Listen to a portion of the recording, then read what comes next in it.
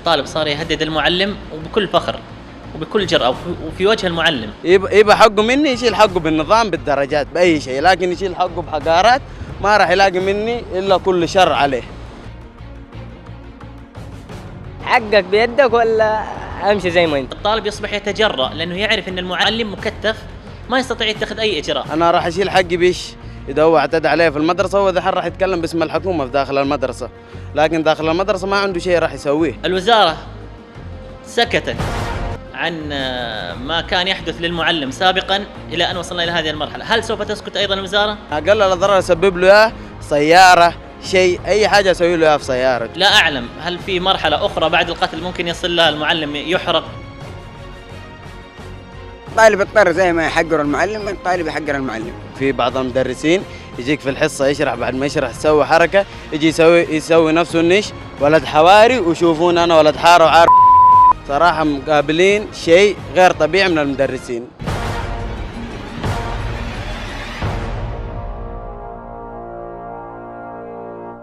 أثارت حادثة مقتل معلم التربية البدنية محمد برناوي رحمه الله بمدرسة الداير في مركز عثوان بمنطقة جيزان، أثارت الكثير من التساؤلات حول مستوى العلاقة بين الطلاب والمعلمين، ولماذا وصلت إلى حد القتل.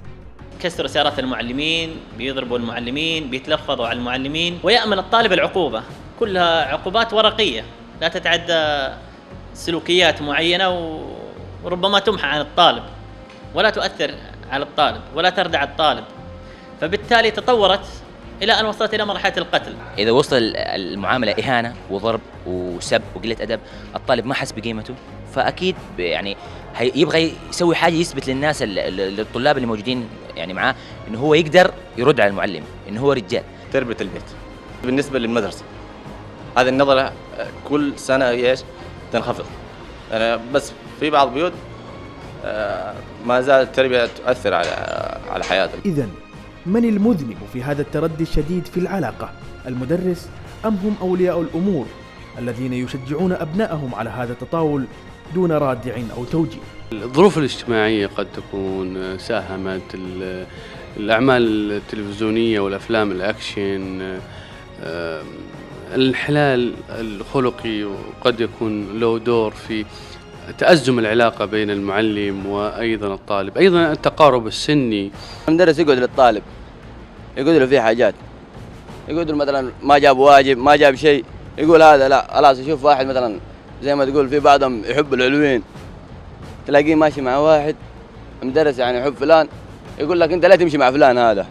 احنا الآن في عام 2013 وأصبح في طرق حديثة انه الواحد يقدر يربي فيها ايش اولاده الطلاب الناس هذولا، لكن مع الاسف في بعض القرارات كانت ظالمه جدا في حق المعلم. يعني من ضمن القرارات انه يقول لك ليس للمعلم حق ان يدافع عن نفسه حتى يطح ارضا. معلمون معدمون كما يقولون، وطلاب بلا رحمه، هذا ما وجدناه في جولتنا هذه. وما بين التكسير والتحقير المتبادل من بعض الطلاب وبعض المعلمين، يبقى التساؤل الأخير: متى سينتهي هذا المسلسل الذي طالت فصوله أكثر؟